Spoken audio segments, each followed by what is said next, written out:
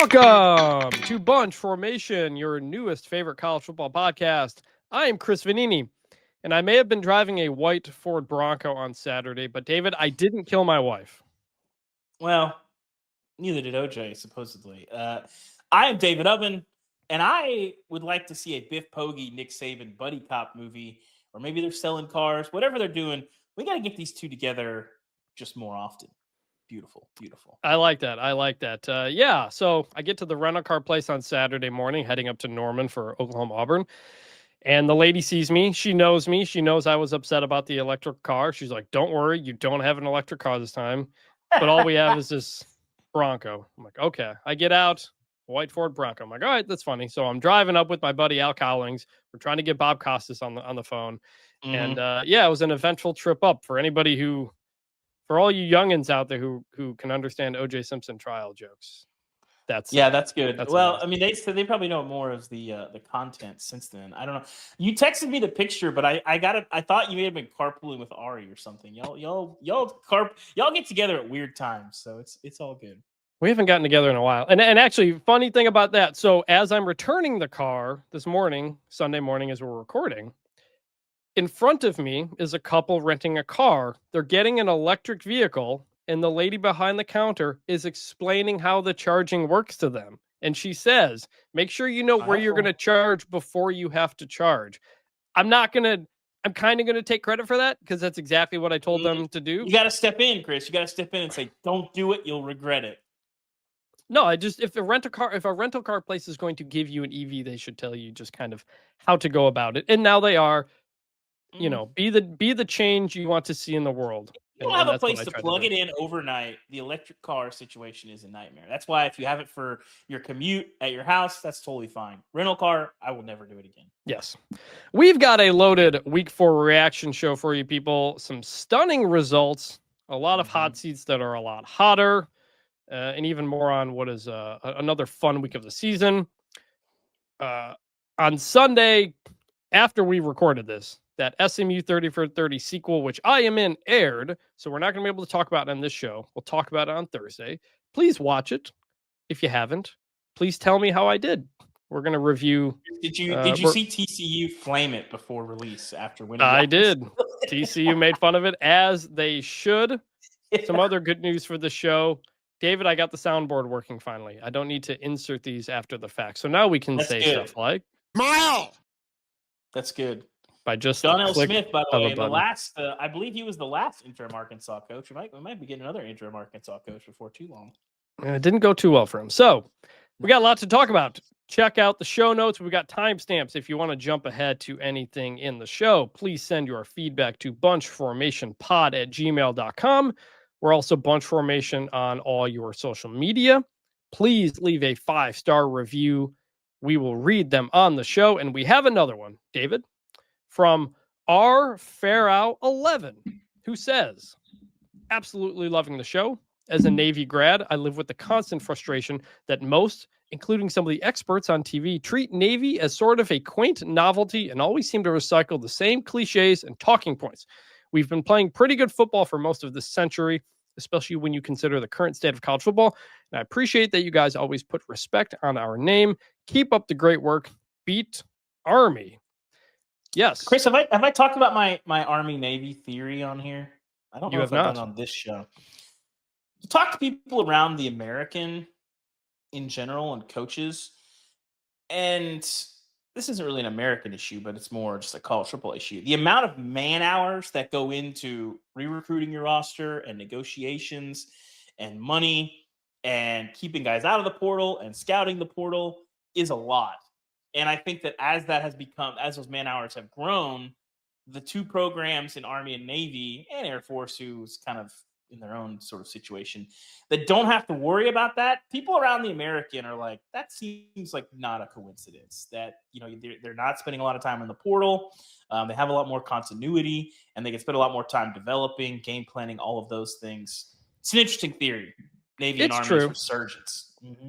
It is true, although Army lost their running back Kanye Udo to Arizona State, so it doesn't not about happen. Like if you're everyone else in the American, like you're overhauling your roster almost every year, and they don't have to deal with that. And those man hours add up. And I buy into that theory. Anyway, we are going to talk about the American Conference later in the show. Navy did not play, but the conference is looking pretty good. We also got a comment here from Chris on Spotify.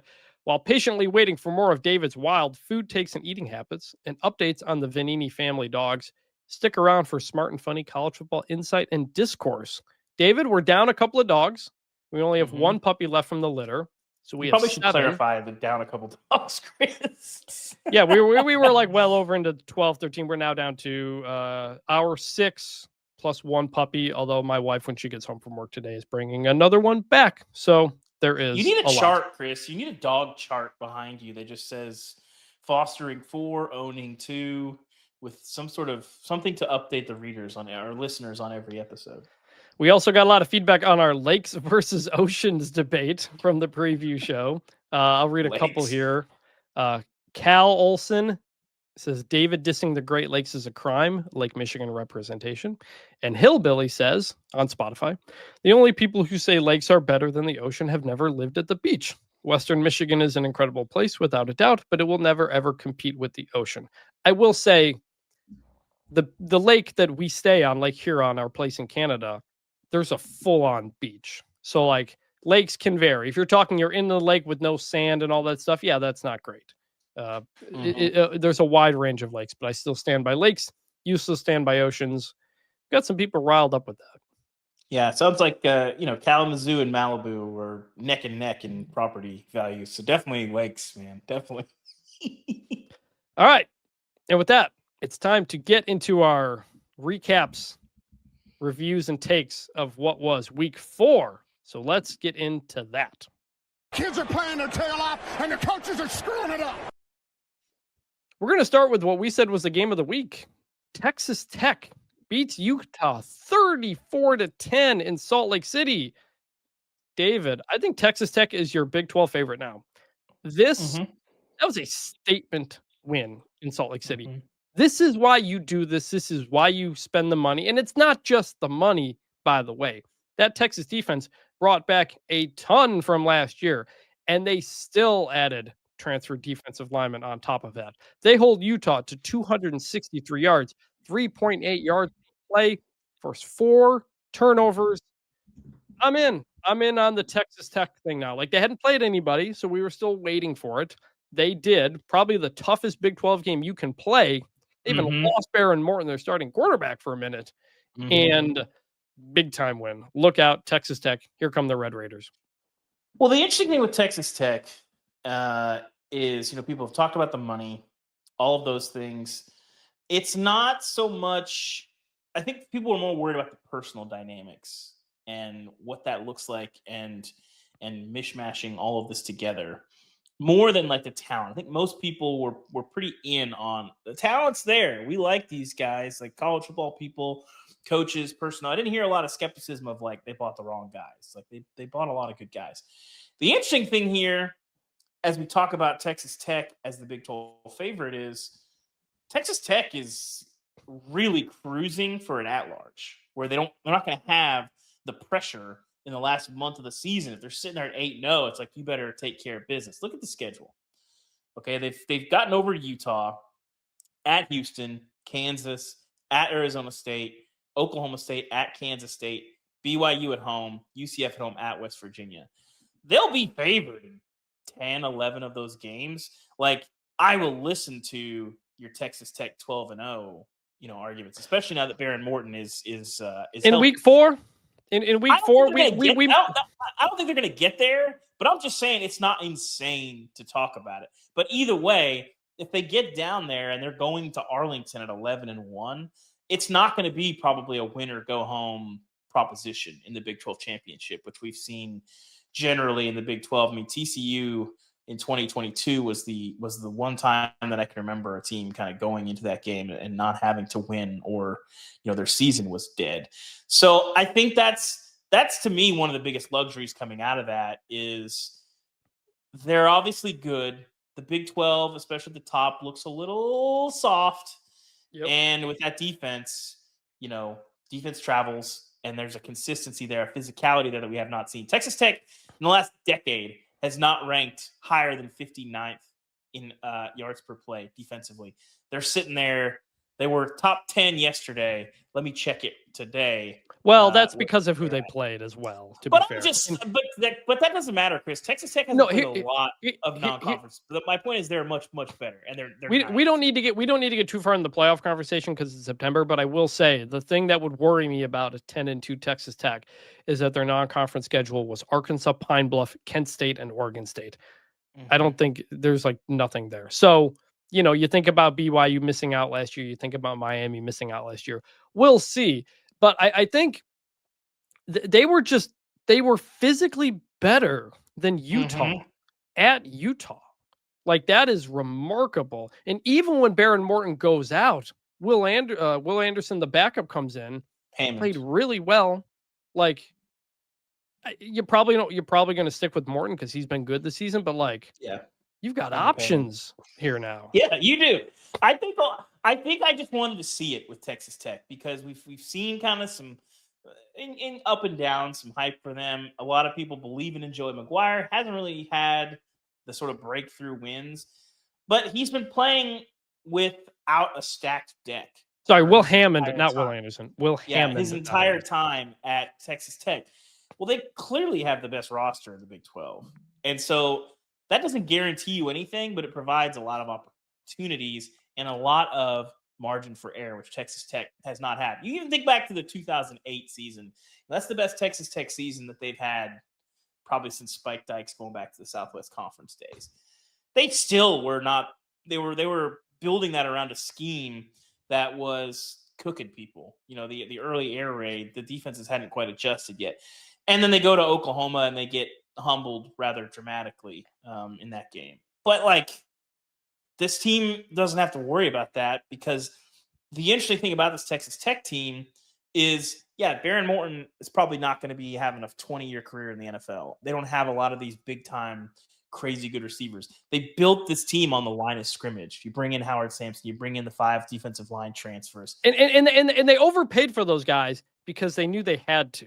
And that's what our colleague Sam Kahn wrote about them as well. It's no, you can't just match what somebody else is willing to spend and you get them. No, if you're Texas Tech, you have to overspend. And we talked to every coach at Big 12 Media Days, you and I did, and Justin Williams. Mm-hmm.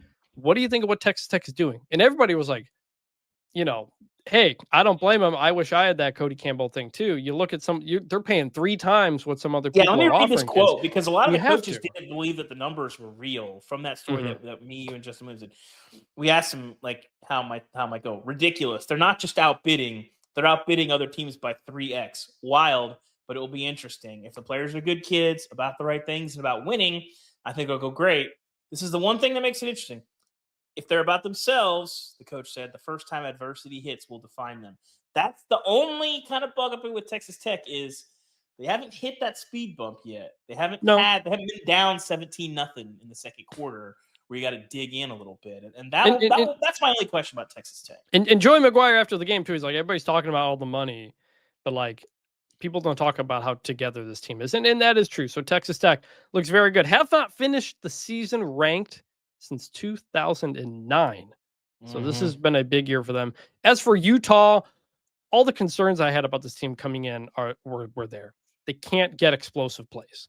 They had one 44-yard pass. They had the other long, I think it was a touchdown that called back because Spencer Fano, for some reason, was downfield blocking on a pass play, and it called it back. But other than that 44-yard, I think their longest play was 12 yards. And they don't have a lot of dynamic receivers on the outside, which is a problem. And Devin Dampier, love the kid, extremely fun. You saw some of his limitations as a passer. When the running game is going and you've got 6 guys in the box, then it can be a lot easier to make plays to the air. But when Texas Tech was getting pressure with 5 guys, asking Dampier to throw it as much as he did, that's a big ask. He's not Tom Brady. So for sure. Texas Tech, your Big 12 favorite, I think, and maybe for quite a while. Statement win. Yeah. Heck of a performance. Yeah. Oklahoma 24, Auburn 17. I was at this game.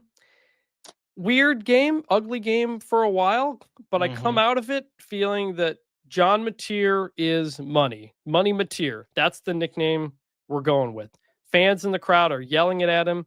Fans on the Jumbotron are doing the Johnny Manziel money things. He completed 16 of his last 17 passes. And when they go down late in the fourth quarter against Auburn, he drives them right down the field in 6 plays and runs it in for the touchdown in the win, and the defense swallows up Jackson Arnold. I'm in on Mateer now. Like, his poise, his growth is very impressive. This Oklahoma team is very good. They still cannot run the ball at all, but this might be the best defense in the country, and they might have the best quarterback in the country. And that's a pretty good combination. Yeah, I'd say that's probably about right. I still think, I last week I officially crossed over. I purchased some Oklahoma stock.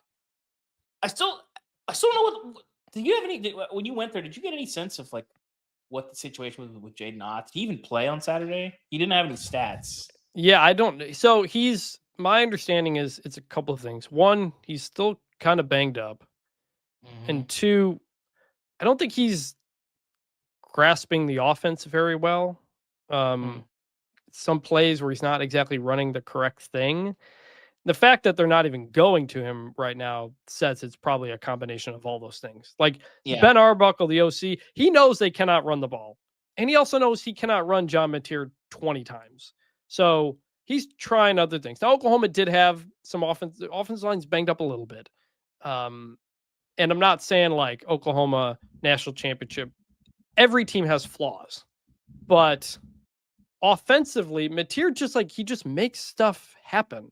And, a couple of weeks ago at the Michigan game, I was complaining about the sidearms he was throwing. He made a comment after the game. He realized he was not putting enough air under the ball. And so now he is. It's like a little thing that I think is a real sign of maturity. And you didn't see those sidearm plays against Auburn. And so that's good. The receivers, the tight ends, it's all a good situation there. This defense is incredible, man. 10 sacks. And it probably should have been more. There was one called back on a hold. There was one late. It was a 0-yard run by Jackson Arnold, so it didn't count. They had 7 sacks in the first half. I think 12 tackles for loss. Phew. That, R. Mason Thomas didn't even play in the first half because of targeting. That safety on 4th down, on 4th and 20, to get the cover of 6.5 was crazy. Did you see the other 3 linemen just basically stood? I don't know why they just sort of stood there, but it was basically him versus the left side of Auburn's line, and he just caved it in. He was accounted for, and it just didn't matter. By 2 people, it didn't matter. Yeah. This was Auburn. We'll talk about the penalties in the SEC situation in a minute, but Oklahoma's strategy very clearly was, we trust Guillory, our cornerback, to guard Cam Coleman without safety help. And it didn't go great. Coleman had 2 big plays down the sideline. Jackson Arnold missed another one that should have been a touchdown. He overthrew him. Another one was underthrown. I don't remember if it was caught or not, but it should have been a touchdown. So that was tough, but Oklahoma knew what they were doing against a quarterback that they know very well in Jackson Arnold. Yeah. And they made him work for it. And Coleman made a few plays, but Auburn could not run the ball at all. Auburn team that had been running the ball pretty well. So great to look. Brett, remember what this Oklahoma defense was a couple of years ago when Lincoln Riley was there? They've been all over the map. Yeah. Arch Manning is going to be in for a very, very tough Red River, I think, in a couple of weeks. Auburn, I think you come out of this still feeling okay, you were up late. You if a couple calls go the other way, you potentially win this game. If not, I think you had 7 false starts or something like that. They could have won this game. I still like the pieces that are there. So some games you're not going to be able to run the ball. Some games you'll have to pass it more. And I think their defense looks really good too. They look improved, but I think any idea that they were going to Auburn their way to Atlanta and play for an SEC title, I think you can probably put that aside. Now you got a math problem after losing to Oklahoma, but I just think the team is obviously improved from the first couple that we saw from Hugh Freeze, adding a quarterback, adding Eric Singleton, a matured Cam Coleman, who, we didn't really hit on Cam Coleman, but you can see the jump. That is a man among boys. Some 5 stars pop off the screen, and Cam Coleman is one. So, I think Auburn, they look like a 7-9 win team, and that'll depend on how many of those close games you can win. And they lost one here this weekend. So as for those officiating mistakes. In the first half, Oklahoma scores its first touchdown of the game, throwing to a wide open receiver who was down on the sideline, completely uncovered. And that is because he kind of sort of looked like he was going to substitute. No, Chris. Well, wait. Faked like he was going to sub out. He was jogging to the sideline and stopped. Come on now. Yes, jogging to the sideline stopped. But Oklahoma did not have anybody coming in. It wasn't like that. It was a tempo play. They didn't bring anybody in or off. And Auburn thinks he's going off. They don't cover him. Touchdown. Hugh Freeze is livid. Auburn is livid. That is against the rules. Even when you do not substitute, that is against the rules. You pointed this out with the rule book, whatever it says in the rule book. It's a broad definition. Basically, no deception when we're subbing. It like the exact language is very, very clear on this, and it is a very broad umbrella that basically you can't use the process of subbing to confuse opponents in any way. That means you can't do guys are doing line dances or, doing a hoedown and spinning and trying to figure you can't do any of that. And this is clearly deception. Oklahoma's radio broadcast, Bob Stoops, Teddy Lehman talked about how they practice this in practice. Which is wild because everybody knows that is not allowed, but it always tricks the referees. And we asked everybody at Oklahoma about this, and Ben Arbuckle's like, I don't think we were tiptoeing the rule. He went over to the sideline. He pointed to the ref. The ref nodded.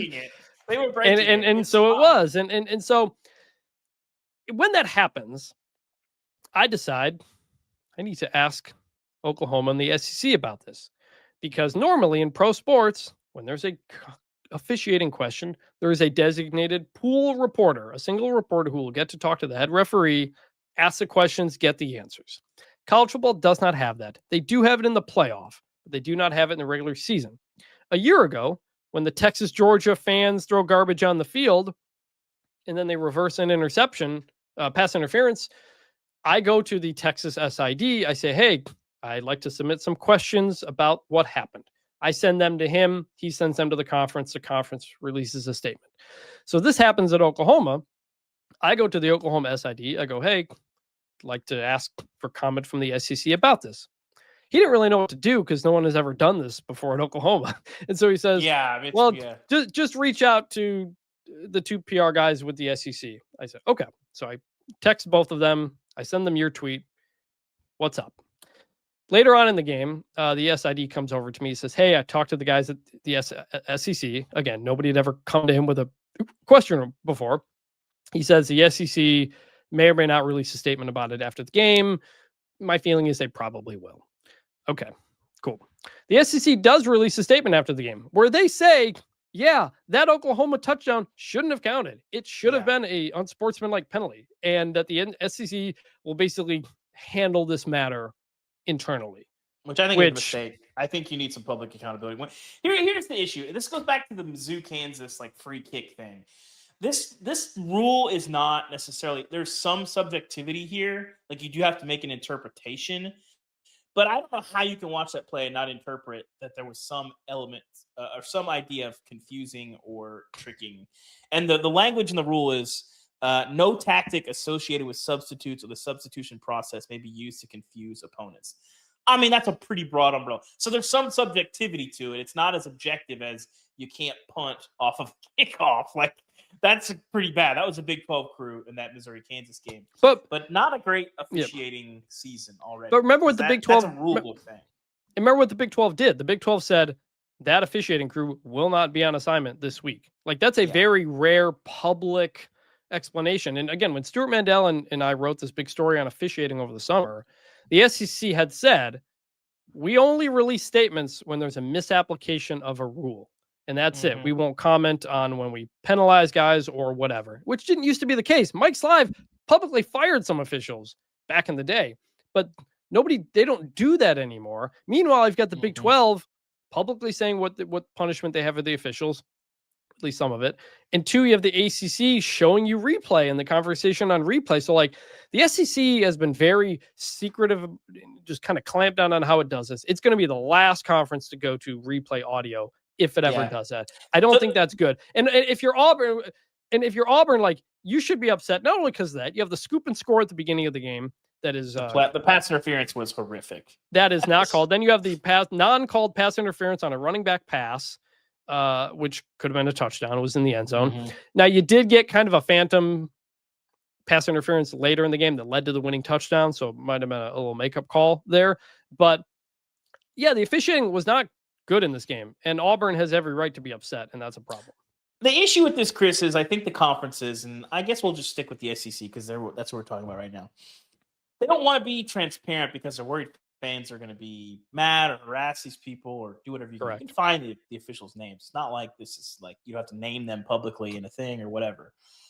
But what they're doing is counterproductive. When you have an issue where clearly they were wrong, like we dug in the rule book on Saturday. As soon as I read it, I was like, they got this wrong. Like, this is totally wrong. The SEC statement cited basically what I tweeted.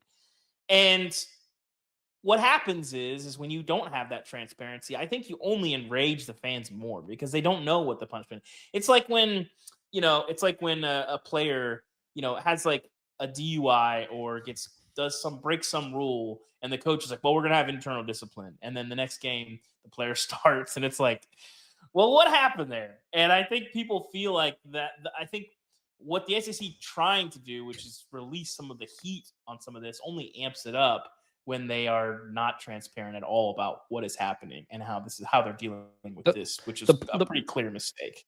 The punishment for the officials should be announced because you have to continue that trust with your teams and your fans and your coaches. Mm-hmm. And that doesn't happen when you just release a statement and say, we'll deal with it. Because if you're Auburn, you're pretty darn pissed. And I think you should. Yeah. And they should be.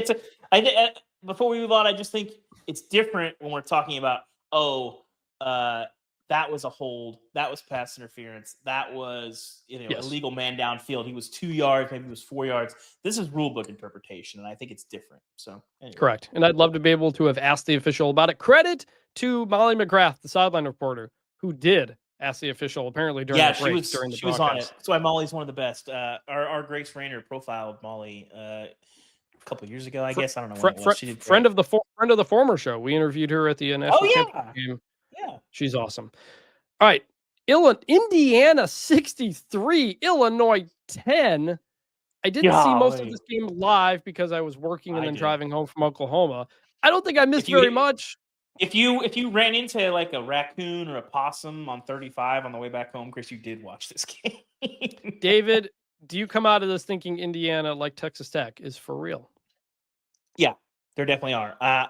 Can they compete man for man with an Ohio State, with this version of Penn State, with Oregon? Not so sure, but the idea that Indiana was sort of a lightning in a bottle last year, I think is just not the case. That looked a lot like the Indiana team that we saw last year. The defense might be a little bit better. They've got better receivers. They definitely have better quarterback play. I think, Fernando Mendoza really announced himself in the Heisman conversation. And I think he's more talented than Curtis Rourke is, like a little bit more prototype. And, our guy Sig Nasty, I mean, he's a killer. And what is Illinois? I think is a fair question. I think we'll see. That Duke game was a little fluky, but I came away with this thinking, one, Indiana's probably going to be in the playoff again. And I think Illinois is still pretty good. It's September, and you'd think Illinois, there's a greater than 50% chance that Indiana's in the playoff already? Yes, I do. Wow. I watched the game, Chris. I mean, look at the schedule. Again, we're talking schedule, okay?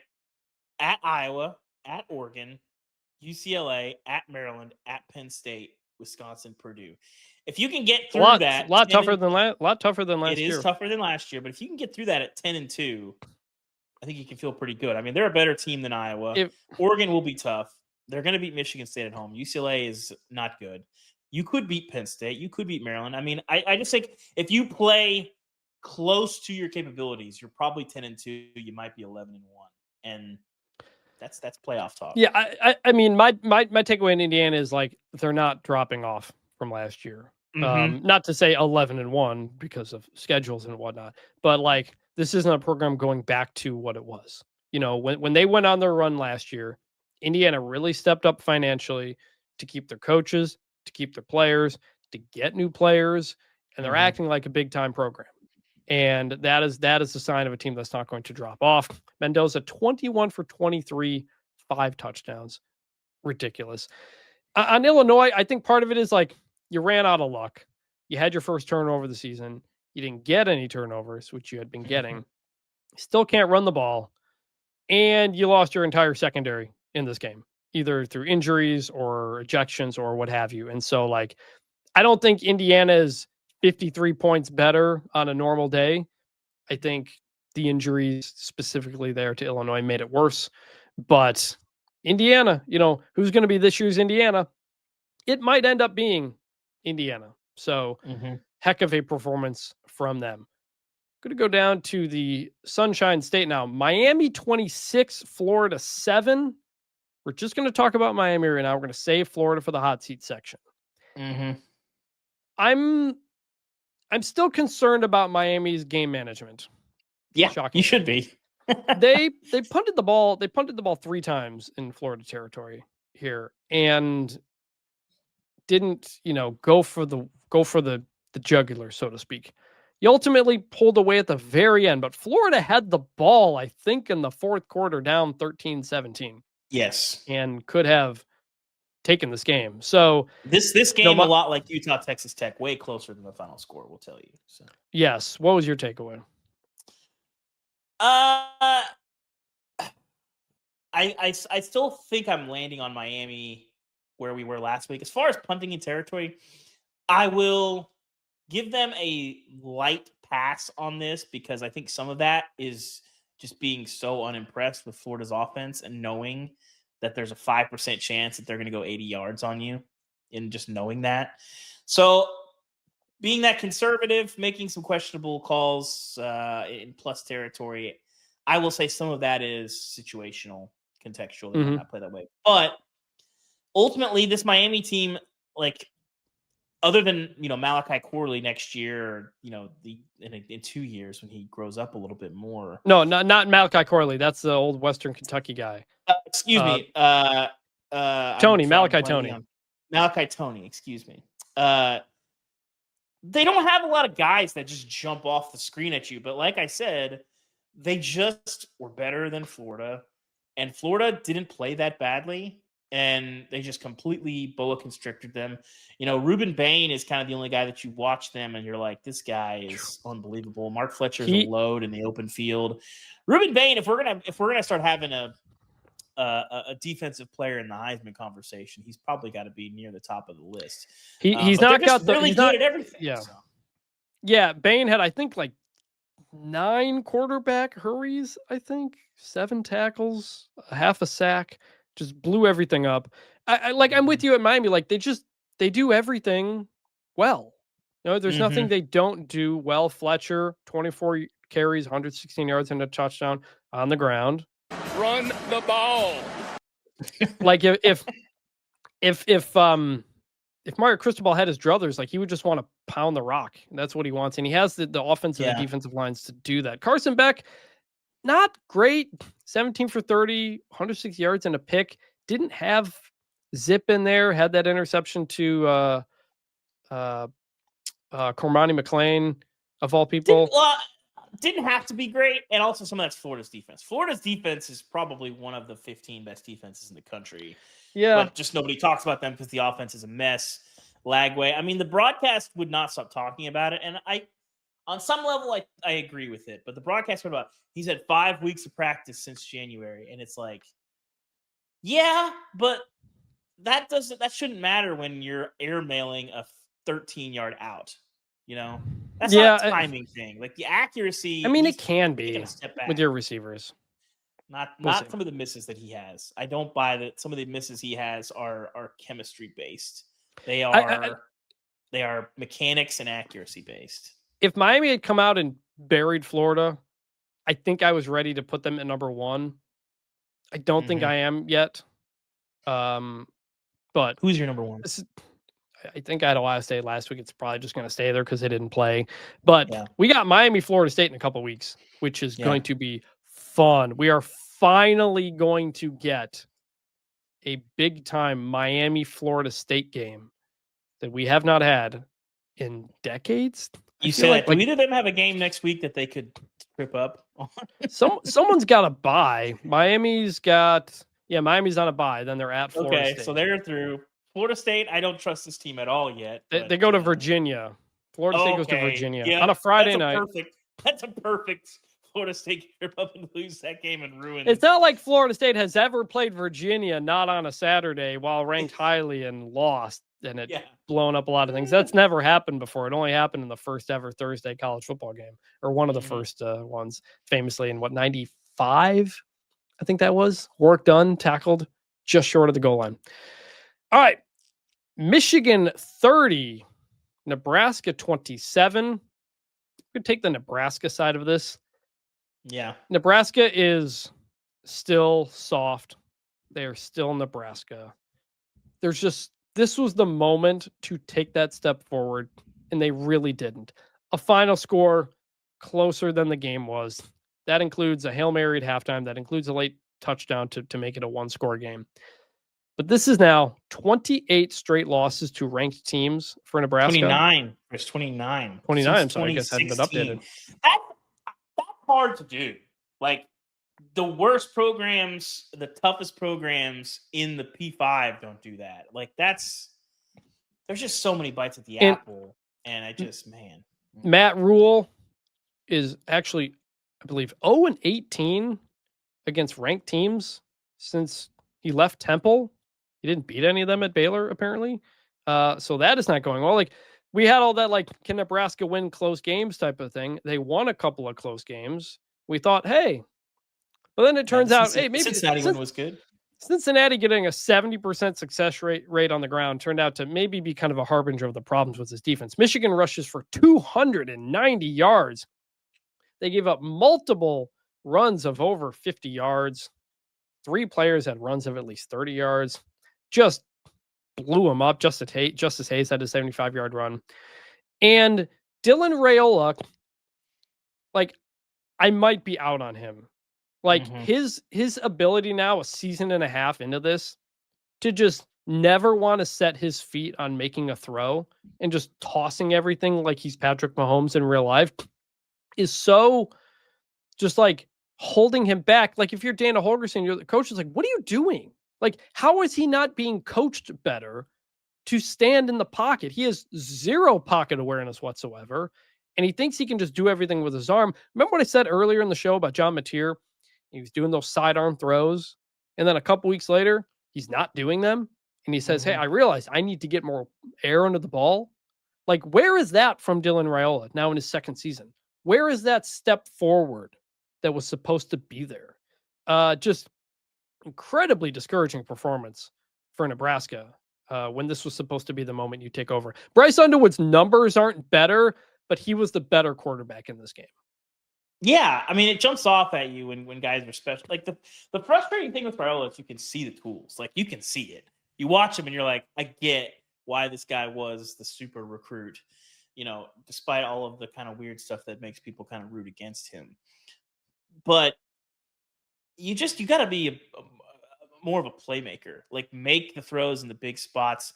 You've played enough football at this point that we should be seeing more, and we're not. And I'm kind of with you on being out on him, because you should, when you have those kinds of tools, that should translate into production and playmaking in more spots than it has. And we see a lot of not making throws, making some lazy throws. You mentioned the pocket presence. I think that's fair. And, you know, people don't talk about this enough with Raiola. In 2025, and the college game being where it is, if you've got a big-time quarterback and there's zero run threat, you're kind of behind the 8 ball a little bit. And, you know, he's borderline statue back there, and that's a problem.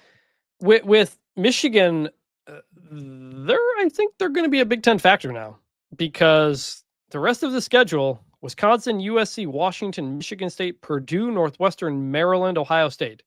Like, those last 4 before Ohio State, like, I'd be stunned if they don't win all 4 of those easily. You know, Washington, I don't know. USC, the next game at USC, that's the big one. You win that game, you're in the Big Ten race for the rest of the season. Yeah. And this team is, like, It's limited. I keep saying Bryce Underwood's going to become a star when he has some receivers who can actually catch the ball and get open. But he is not phased. He has gone into 2 very difficult road environments. And while his stats may not be great, like his poise is very much there. Mm-hmm. And he has very good pocket presence and awareness, and his ability to hit those quarterback draws or up the middle when he sees the 2 safeties. Good stuff there. Like Michigan's not what they were the last, those Big Ten championship years, but by the nature of the way things swing, keep an eye on Michigan. Stat of the week, by the way, from the great Dan Wetzel, Michigan 8-0 in games where their head coach is suspended since the start of the 2023 season. Beating Nebraska, Penn State, Ohio State. Like, they've beaten some teams too. Yeah. All right. Syracuse 34, Clemson 21. David, you wrote the big Fran Brown profile story leading into this game. Mm-hmm. Normally for us sports writers, when you write one of those stories, they immediately faceplant, and the shelf life on the story is quick. Instead, your story is more relevant than ever. Start on the Syracuse side before we get to Clemson. How about this team, man? They are really interesting. Our guy, shout out to our guy, Peanut Butter and Jelly, out for the season. Torn Achilles. That was hard to watch. Ricky Collins, comes over from LSU, was kind of the guy in the spring. Trevor Pena, not a fan, pieced out in part because of that. And Steve Angeli had been leading the nation in passing yards. It really worked out. The offense is probably going to change a little bit. Jeff Nixon, their OC, I think he's going to have to adjust. We'll see. But ultimately, the Clemson stock bottoming out here. I don't know what to make of Syracuse. I saw them in person in week 1. Wasn't that impressed. The schedule is so crazy that I don't know that their final record is going to tell you much about who they are. But I do know it's not as team, when you play them, they're going to be tough. They're going to be tough out for just about everybody. Syracuse's schedule is not as tough as maybe we thought, because they're what, 2-2 now. I'm sorry, they're 3-1. Tough, man. They're 3, but I'm saying, like, this team could get to a bowl. We got to see how Ricky Collins is. Yeah. But this team could get to a bowl game when I think their over/under win total was 5.5 coming into the year. I believe it was 5.5. Yeah. Games I think they can win is on the schedule: Duke, SMU, Pitt, UNC, Boston College. Win 3 of those 5. Yeah, you're probably not going to beat Notre Dame or Miami or Georgia Tech, but you can win 3 of those 5. Like, if Steve Angeli was playing, for sure. So that's really unfortunate. But Fran Brown, man, he's a good coach. That is a team that believes in their coach. Speaking of a team that doesn't believe in their coach, Clemson. Like, we were done with them last week. I might be done with Dabo there. And it's not like you can't fire him. You can't fire him. The buyout's like $60 million or something like that. But it feels like one of those situations where, kind of like Kentucky basketball, where like you kind of want John Calipari to just take another job and do that. But like, I don't know how many places are going to line up to hire Dabo right now, because the whole draw of Calipari was he was going to bring in all your 5-star recruits at least. And Clemson's not doing that. Dabo's, his whole family's grown up there. All his kids are on the team working as holders. I don't know where this goes now. And suddenly, I don't know if Clemson makes a bowl game. You'll beat North Carolina, but you got South Carolina on the road, you got Louisville on the road, got Florida State, SMU. You play like you did at Boston College, ain't a gimme. Like, this is the team you picked to win the national championship. I picked them to play for the championship. And suddenly, I don't know if they're going to go to a bowl game, man. The hard part about Clemson is I saw the game at LSU in person, watched most of the Georgia Tech game, watched a good chunk of this game yesterday. I don't know why. That's the biggest issue. They're getting worse. They're getting worse. Yes. Like Florida State last year, it made more sense. Like we were through 4 weeks last year, and you're like, this team's bad at everything, and the players don't seem invested. So when they that Florida go 2-10, I wasn't that surprised. And that Florida State team turned over a bunch of stuff. They had new quarterbacks, lost the defensive players, what have you. This Clemson team brought back everything. They were number one. And they won the ACC last year. They won the ACC. They've got like 4 or 5 guys in Dane Brugler's top 100 NFL. Like, guys, like, I saw people, we got a lot of comments of like, Clemson hype was all media driven. You didn't watch the tape, blah, blah, blah. Like, no, we believed in Clemson specifically this year because they finally had the talent advantage that they didn't have the last couple of years. Peter Woods, Cade Klubnik. These are guys we thought, TJ Parker, these are guys like could be picked in the first couple of rounds of the NFL draft, and now they might not be because of how they're playing, or maybe they light it up in the combine and we come back in May and go, how the heck did Clemson do that with all those NFL guys? Like, I think that the most astounding thing was just defensively, the complete breakdown on Saturday. That, like, offensively, it's not good. And when you can't run the ball and your best receiver's out, like, okay, you're not great, but you should still be better than you are. Syracuse, against Syracuse, you should be, David. Yes. Syracuse, who barely beat UConn. Getting absolutely dominated on both sides of the ball in a game that wasn't really competitive. It's still hard to believe because I watch these games and I'm like, I still am not sure why this team is not good. I maybe have to call around the ACC and be like, what have you guys seen? Like, what are we missing with this group where the production does not match up with the players that are on the field? It's been a while. Maybe Bama last year was probably the best example of this, but that made a lot of sense. Like, they went 9-3 and beat Georgia and LSU. Also that. This team ain't doing that. Like, but I don't remember a team that had this much experience and this much talent and this much continuity and structure around them where it doesn't work. I don't know. Like, this wasn't the Clemson from like 2022 where the pre-Cade era. Like, you watch them and you're like, they don't have enough good players. They don't have good defensive line, and that's it. And they didn't have receivers. They didn't have receivers for a couple of years. They didn't have an NFL draft pick at quarterback. The talent wasn't there. The talent's supposed to be there, and it's not. This feels like a team that is checked out of what the coaches are saying. Dabo was complaining. Fans are tired of all the winning. No, they're tired of all the losing. There's something like 8-7 in their last 15 FBS or Power 4 games or something like that. Like, Clemson looks like a team that thinks they'll just walk in and win, and they're not that. And it's frankly stunning. I don't know where this goes. I don't know. Any week in a given week, you don't know what Dabo's going to say, but he just doesn't have the answers. He does not have the answers. Ole Miss 45, Tulane 10. Hit you with a woof. Tulane tired? Tulane tired? I don't know. I think you're tired. I think it's like USF. You get up for the games against the Power 4 opponents. You maybe get a little bit tired. For Ole Miss, like, you can't go back to Austin Simmons, right? I mean, he's still hurt. Yeah, so like, but like, I think Trinidad. Like defense. Go ahead. Trinidad Chambless, 307 passing yards, 2 touchdowns. He's had 2 gigantic games. The former Division II Ferris State transfer, filling in for Austin Simmons, who's injured. He's lighting it up. I think so. You have Arkansas, one of the worst defenses in the SEC, maybe the worst. So that matters. We'll get to them. And then you have a very tired Tulane team that probably doesn't have the bodies to keep up with you and is probably feeling playing a couple, Northwestern and Duke the last couple weeks. So I think you can. I mean, a lot of this is what you've seen in practice. Like, if the gap was pretty wide coming into the season, which my sense was that it was, I think you can go back to him.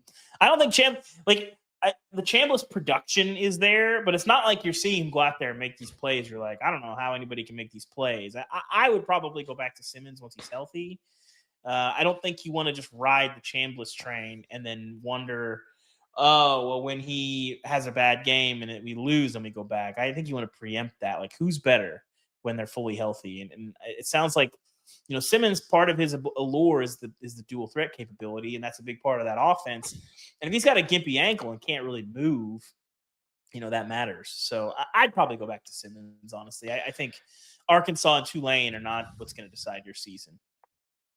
We'll see. Tulane, like, this doesn't really impact them at all. It's not a conference game. It's not a game that's going to impact their college football playoff The American really, wasn't getting 2 teams in. They might be sort of close. But no. We'll get to the American in a second, but it is the kind of loss where if they do win the group of 5, or if they do win a playoff spot as a conference champion, they've got that loss to Ole Miss, and maybe Ole Miss is like 8-4. You're like, it's not great, Boise. I think whatever you do in the playoff, I think will carry the day more than the loss in September. That was pretty ugly. No, I mean, you did beat Duke and Northwestern like pretty convincingly. You'll just see like this is why the SEC deserves more spots in the playoff. You will have people say that as we continue to maybe or maybe not get to. I don't know. Expansion. If you go into the playoff and you lose 45-10, I agree with you, but I don't think that'll be the case. Looking back, depending on how they do in the American, but we'll see. Tulane, I think, still probably the best G5 team, but we'll see. TCU 35, SMU 24, the last Iron Skillet game. My take, I think TCU's got a really good team. Like, I kind of thought, I thought that against UNC, and obviously we know UNC is garbage. We'll get to them. But just the effort that TCU played with in that game, that's a defense that's really flying around. TCU could have won this game by more, but Kevin Jennings played his tail off, the SMU quarterback, with a bum ankle still bothering him. There was a pick in the end zone as well. TCU pulled away in the fourth quarter. This was a close game throughout. But like Josh Hoover looks really, really good.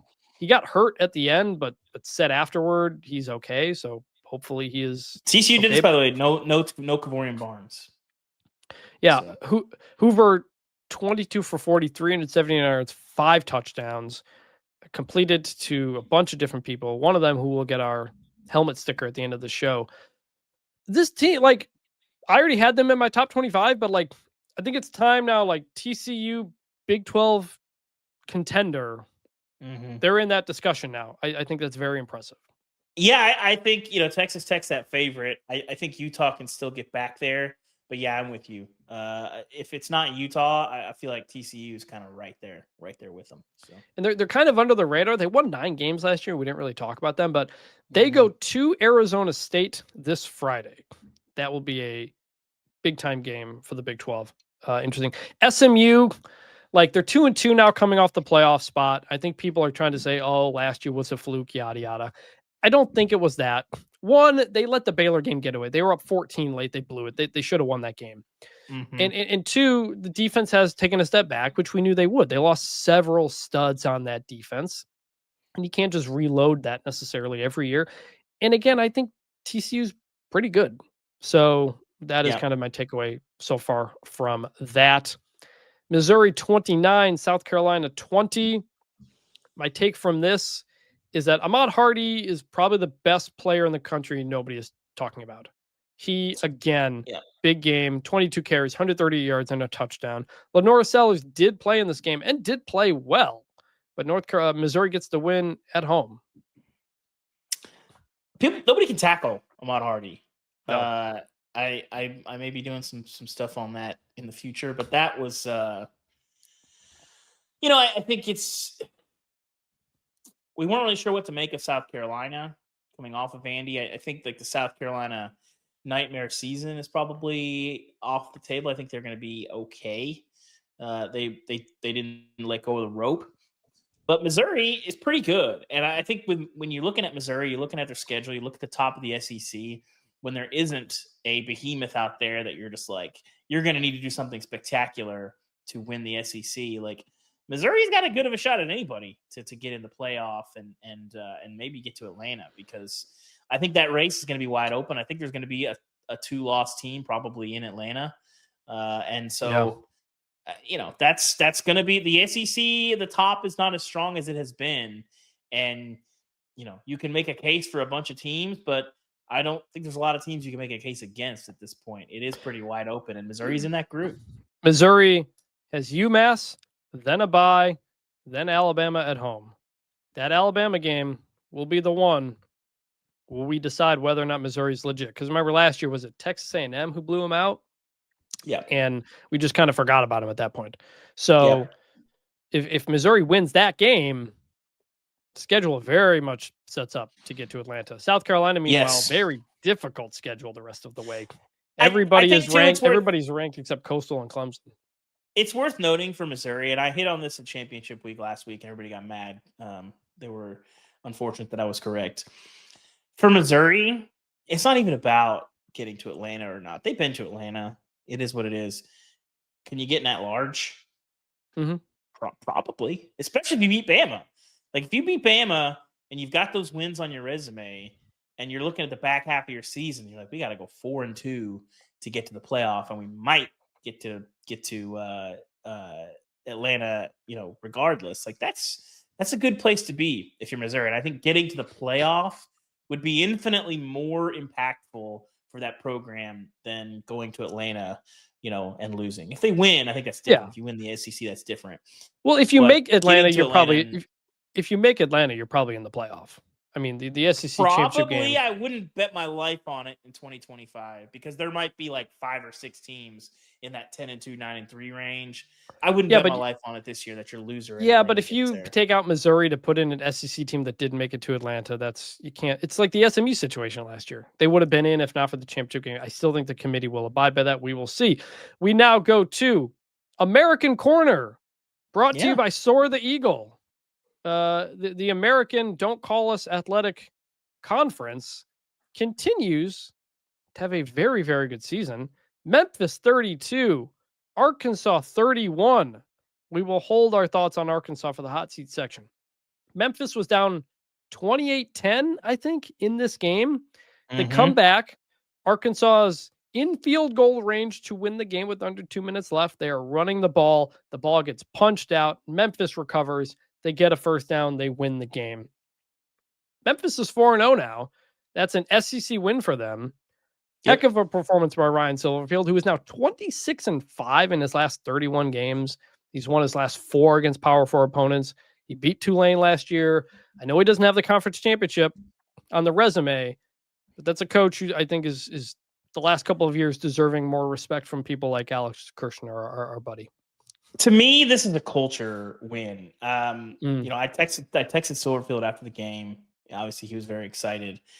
But when you're in a culture that is used to winning, that expects to win, when you're down 28-10, everybody is still going to be pulling on the rope. Everybody is still going to be working and pushing. And that matters. He was talking about like our guys had grit.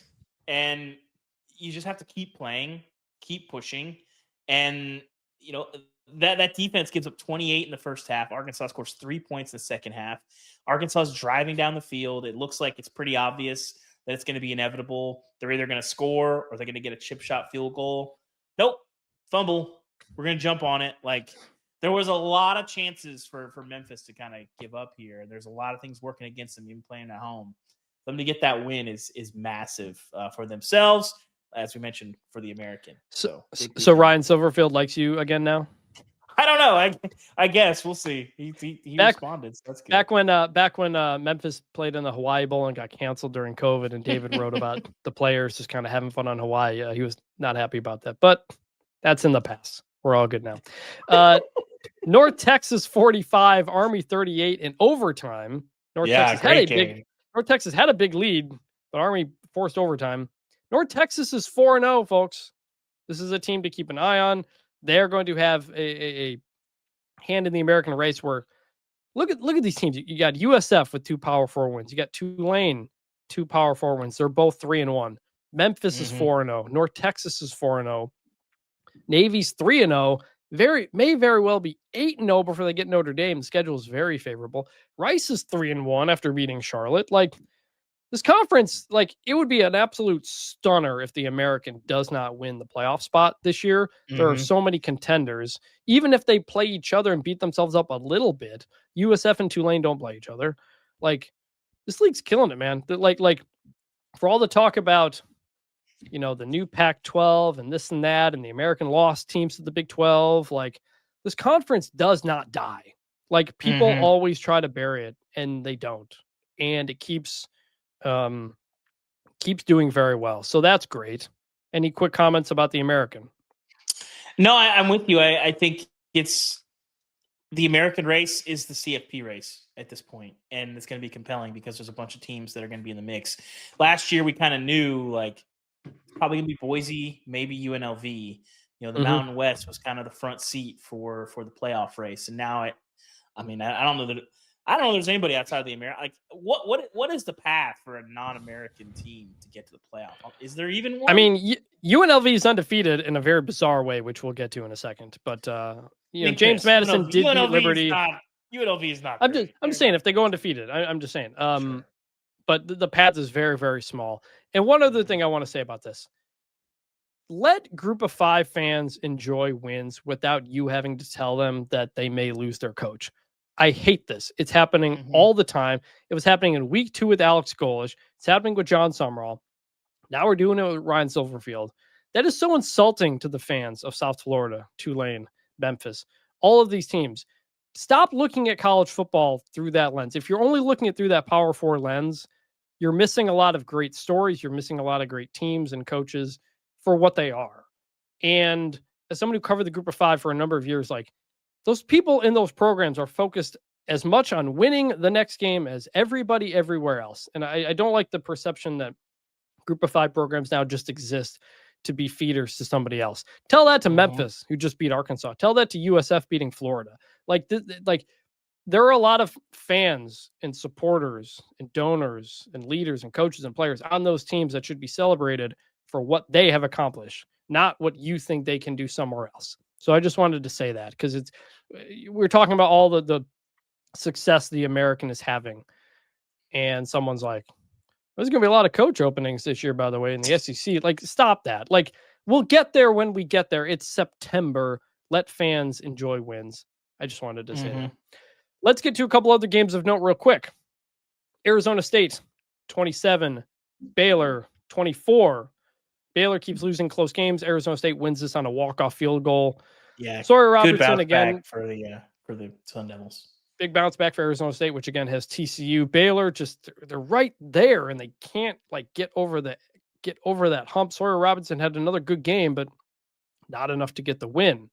UNLV 41, Miami of Ohio 38. This game was insane. Miami had 2 different quarterbacks playing. UNLV outscored them 17-0 in the fourth quarter. A field goal with 15 seconds left. Miami attempts a 58-yarder at the end. The snap is bad. So, crazy game here. UNLV is 4-0 somehow. They've come back to beat Idaho State. They come back to beat Miami of Ohio. They've got to win at UCLA. Dan Mullen is just pulling rabbits out of his hat. Yeah, I don't know. I don't know what happened to our guy DeQuan Finn. Injury there. I saw the play. I was watching this game. Actually, I had it on my computer. I don't know what happened there. He threw a jump pass. He took a hit to his knees, in the air, and then just stayed down. It was on a pick 6, I think, and then just didn't come back. So I didn't see an update from him, but it didn't look good. Anyway, UCF 34, North Carolina 9. I think North Carolina might be the worst team in the ACC. Maybe by a lot. Maybe. I've seen them in person twice. They're not very good. This may be a total disaster. UCF was picked to finish last in the Big 12. And North Carolina is just getting so physically outmatched. It is startling against Power 4 opponents. Gio Lopez also got hurt in this game. I saw afterward that Scott Frost, they were kind of miffed that Bill Belichick called them Central Florida, which if anybody who was on Twitter 10 years ago knows, you do not do that. You do not call them Central Florida. You call them UCF. Say, I missed this memo. I got killed for calling them the Golden Knights in 2011, and they were this is what I'm saying. I literally had a month of UCF fans just furious on social media. I missed the Central Florida thing. I is that not? Oh, that's a university. They're the University of Central Florida, yes, but they just go by UCF. It's the same. The Golden Knights and the UCF thing. This is what kept happening. 10 years ago, they'd put it in the game notes. Any reporter who said Central Florida, the fans on Twitter would just bury you. Bill Belichick did not know that, but I have not made that particular mistake, but I think I missed the Central Florida memo. So I guess apologies in advance. Shout out to UCF. That's a good win for UCF. They're 3-0. We'll see what happens, but North Carolina, big, not good. big problems. They've got, I think they have a bye in Clemson next, so we will see. This decided schematic advantage looks a lot like the last one. I gotta tell you, we thought Clemson UNC would be like a big thing. It is very much not. All right, San Diego State 34, Cal 0. Maybe the most stunning result of the night. I had this on my phone as I was driving home late. Just, I mean, it's 34-0. There's nothing to say other than, JKS threw, I think, 2 picks. One was a pick 6. San Diego State came to play in this one. And, we had mentioned on the preview show, like, hey, if Cal wins this game, like, look out, the schedule's pretty favorable the rest of the way. They could make some moves. No, Cal did what Cal does. And our buddy Antonio Morales pointed out that Cal does this. Last year, they lose to Florida State, who finished 2-10. In 2022, they lose to a Colorado team that finished 1-11. 2021, they lose to an Arizona team that finished 1-11. Now, I think San Diego State is better than those teams, but Cal just does this. And yikes. It's a weird dynamic. I've been watching them last year, come so close to beating a really good Miami team and then just kind of tanking at the end of the year. Cal, what a weird team, man. Like, hard to figure. Maybe the Cal algorithm can figure it out for us, but because I don't understand this team. That I watched it and I'm like, what are they doing? Like, what is happening in this game? And that was the classic. You remember when you were like a kid and like you'd put on the TV at like 11 o'clock at night because you didn't want to go to bed, and there's a game on Fox Sports Net. And it's like standard definition. It's like 2004, and some like New Mexico's beating like UCLA or something. You're like, is this real? Is this really happening? And you're like delirious because of how late it is. That's exactly what that felt like. One of those, you can't believe it's actually happening in the moment because it's so late and you're so tired. Yeah. Big yikes there. Speaking of another really late game, USC 45, Michigan State 31. Michigan State's defense is bad, although they had some injuries and an ejection as well. Aiden Childs is still improving. He played looks pretty good. well, I think, considered. From him. Yeah.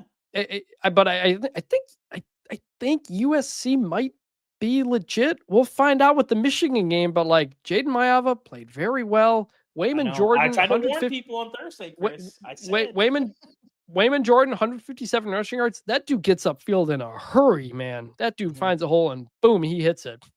Not all the way there on USC yet. They hadn't played anybody of note, and Michigan State we'll see. But keep an eye on USC. That's kind of where I'm at. I see you, USC. Like, nobody was talking about you at all coming into the season, and I don't believe yet. But I'm like, they might be pretty good. We'll see. We'll see how that Michigan game goes for sure. It is. We kept thinking like, is Lincoln Riley done? All these things. Like, no, they may be doing it in a way that we don't expect a Lincoln Riley team to be doing it. So we'll see. Now the defense, I don't know. All right, let's go to Hot Seat Watch, which is a lot hotter. We'll start with I think it was a Friday night game. Tulsa 19, Oklahoma State 12. Boy, it's a matter of time for Mike Gundy. There's no way this is going to continue. He has a $15 million buyout that is paid out through the next couple of years. Oklahoma State people are saying there's an infusion of money coming into the program to try to make the job sound more appealing. Tulsa had not won in Stillwater since 1951. I don't think they had beaten a group FBS team this season either. They had just lost to New Mexico State. They were the better team. They were the more physical team. Oklahoma State is completely checked out. Any thoughts on this and Gundy?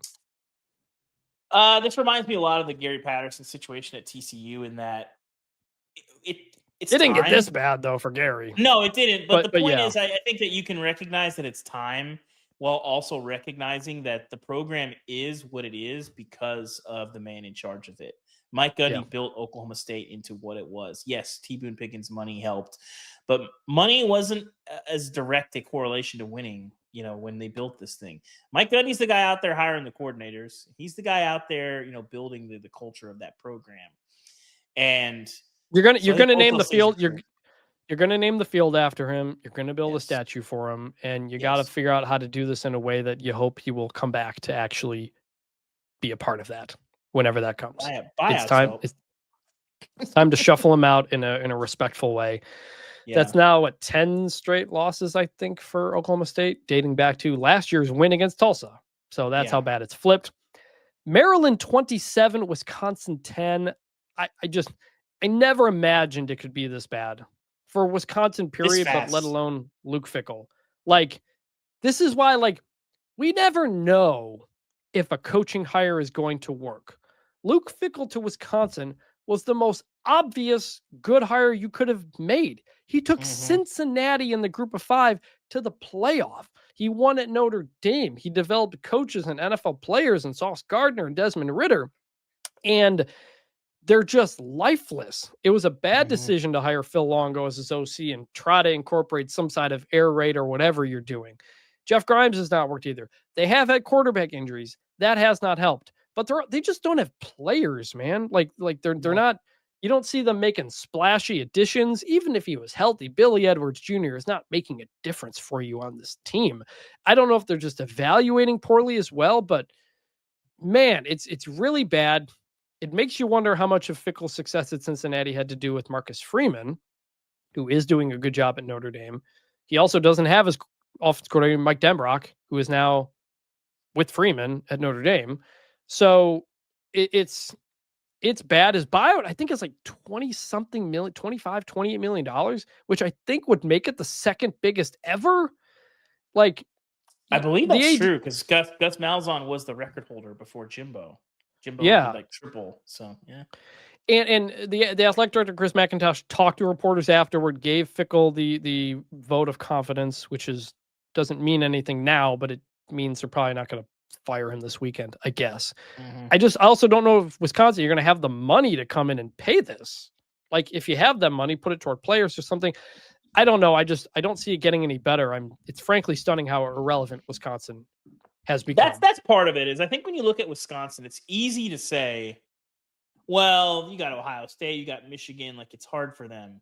Okay, but Paul Chryst, Brett Bielema, Barry Alvarez, I mean, Orange Bowl win, Cotton Bowl win. They get to the Capital One Bowl. They go to the Rose Bowl 3 times in a row. 2 Capital One Bowls under Barry Alvarez before he left. Some of that is being in the Big Ten West, and one of those Rose Bowls was because Ohio State and Penn State were ineligible. But I don't care. You're in the Rose Bowl. This Wisconsin team is like miles from the Rose Bowl. No way they're getting in there to buy a ticket. There's no identity. There's no nothing. Fans are not showing up, and the ones that are chanting "Fire Fickell." It's really bad, man. Do not know what to think about Wisconsin right now. Let's get back to Arkansas, which just lost to Memphis. Sam Pittman. They've lost 2 games in a row, fumbling the ball while driving for a chance to win. That is tough. At the same time, you had the athletic director Hunter Yurachek say at the Little Rock Touchdown Club that Arkansas is set up to compete for national championships in men's basketball with Calipari and baseball, but not in football. And that upset a lot of people, even though it's accurate, but it highlights the issues, which is that a lot of the money at Arkansas is going there and not to football. David, you're the native Arkansan. What do you make of this whole situation? I got a lot of thoughts. First of all, the Yurachek thing. He didn't say that to enrage the fans. I think he said that, 1, to spawn some more money. And 2, listen, I think Sam Pittman's a good football coach. He has not embraced the new era of college football. And what that looks like. I talked to him about this, I don't know, a couple years ago at spring meetings. And maybe they've shifted a little bit, but not in a meaningful way, in the same way that we've seen other places be really aggressive. But he just felt like, hey, I think his exact quote was, if nobody in the stands knows your name, image, and likeness, then why should we be paying you, crazy amounts of money for your name? It's like, because that's what the sport is now. And you cannot like it, but you need a coach who's embracing that, not as being dragged around by the rule changes and a new world.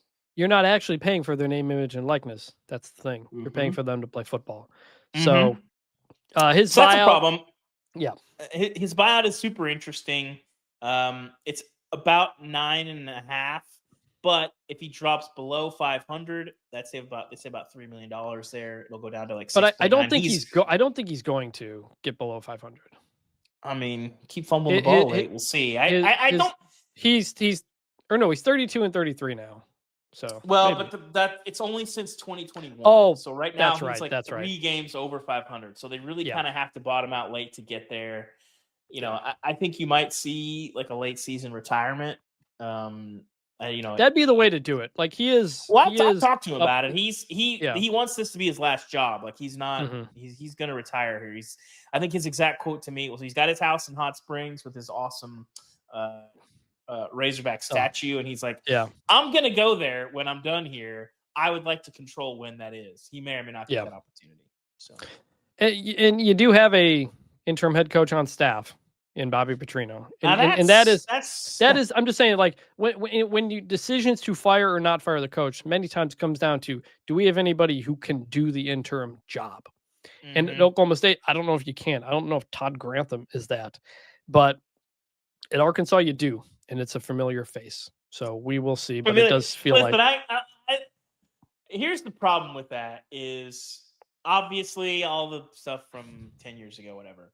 But the problem that Arkansas is going to run into is there's not an obvious candidate to slide in there. And Bobby Petrino, for better or worse, does have a lot of support from the money people. They've never seen him lose. They saw. You mean to be the interim? We're gonna get there, Chris. He got run out of Arkansas at the peak of his powers in 2011, coming off of a major bowl win, and so.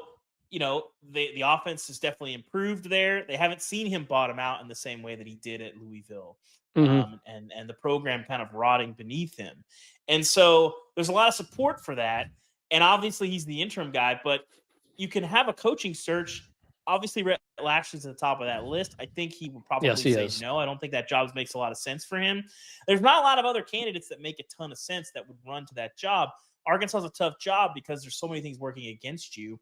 And you're in the pecking order of the SEC, you're pretty far down there. And so if you start striking out on candidates, interim Bobby Petrino becomes just Arkansas head coach Bobby Petrino again in a hurry. And that sounds nice, but you know, go look at how it's gone for Bobby Petrino on the macro at his last few stops. It's not been great. Yeah. Miami, again, Miami's 26, Florida 7. With Billy Napier, like, again, like Florida is playing hard for him. They're just not good. And that's the problem. And the offense is the problem. When the offense is his side of the ball. Oh, and also you had 10 people out there for a Miami field goal again. How is this still happening? Like you make it so easy for people to realize that they should fire you when you cannot get these basic game management things that have just been there the entire time. You know, like DJ Lagway looks like a mess. He looks like a guy who missed the entire offseason due to injury and has not had any time to work with his receivers. I don't know what you do about that. I know some people are like, Lagway should shut it down for the year in redshirt and whatever. And I think that's harder to do with NIL contracts and stuff like that nowadays. But yeah, feels like a matter of time for Napier. We'll just see when, but credit to them. They didn't get run off the field at Miami, but they're just not good enough. I don't think not getting run off the field at Miami is the standard for Florida, but no, it's not. I don't think trying to save Billy Napier's job is the standard for Florida. So with that, we will now get to the helmet stickers, where we shout out a player who may have gone a little bit under the radar, but deserves some recognition.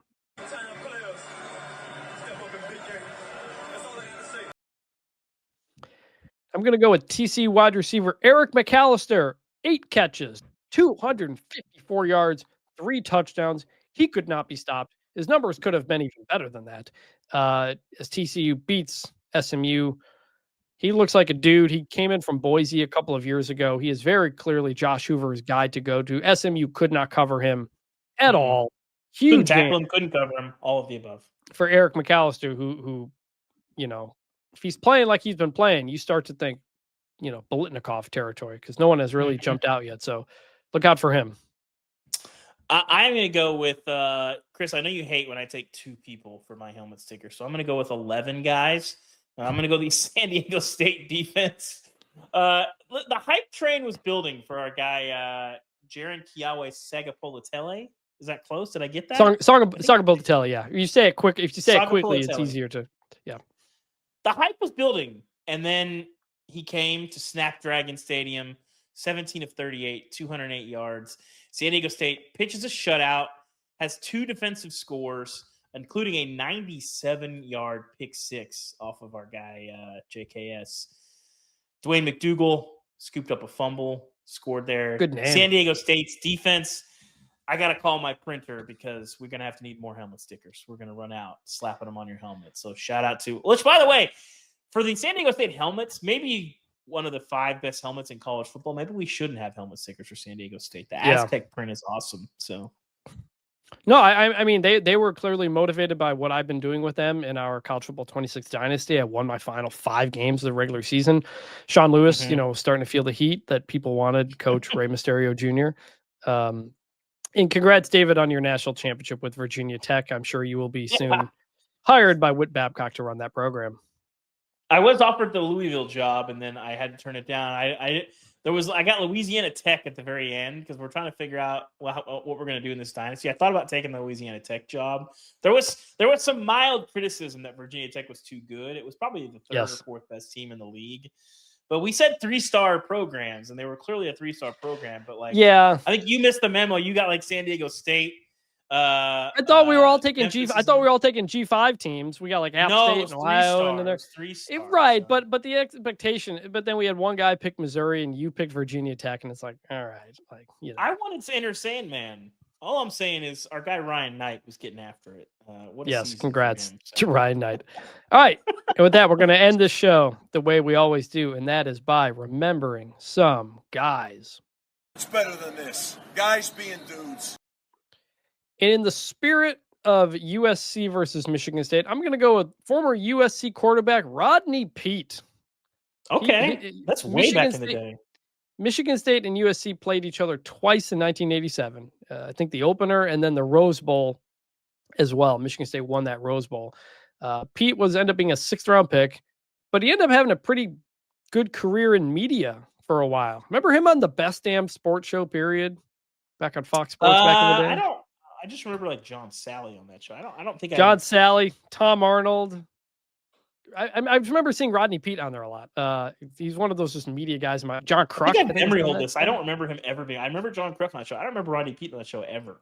He was married to CW star Holly Robinson Peete. Are they still together? I don't know. She still has the name. What show do I remember her from? It was great. She was on some stuff. I actually saw her on someone tweeted something about her the other day that also brought it. Was she on Hang with Mr. Cooper? Hang with Mr. Cooper. That's right. The show I recall her on. Yes. Mm-hmm. All right, David, who's your guy? My guy. So Chris, I kind of hate these rivalry games as non-conference week 3. We know you hate rivalry games. By the way, in Oklahoma, you'll hate this. Lots of horn down signals from Oklahoma fans up on the Jumbotron while they're playing Auburn. I mean, that's lame. No, that's lame. Get out of here. Anyway, one of the Big 12 does it. It's awful. Anyway, all it does is just confirm what they suspect you. Anyway, so we had Apple Cup yesterday. We had Civil War. I'm glad we're playing them. We need to play them, but we have Mizzou, Kansas, in week 2. Anyway, my guy. Jonathan Stewart, Oregon running back. Because the one thing that sticks out to him, and was he on the NCAA cover in 2007, maybe? No, I don't think so.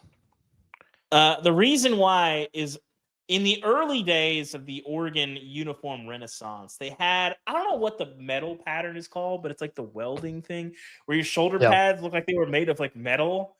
And it was just a hilarious, I remember people were very mad about it, and Oregon has only gotten more intense with the uniform stuff since then. But that was the first kind of weird Oregon uniform thing. And the Jonathan steel Stewart, things, yeah. Yes, Jonathan Stewart was a big back. This is the Mike Bellotti era where they're still running. They're not quite the speed demons of the Chip Kelly era. And shout out to Jonathan Stewart. Had the big game when they beat Michigan in the Big House in 2007 as well. Mm-hmm. Yeah. Yes. Good choice. So shout out to Jonathan Stewart.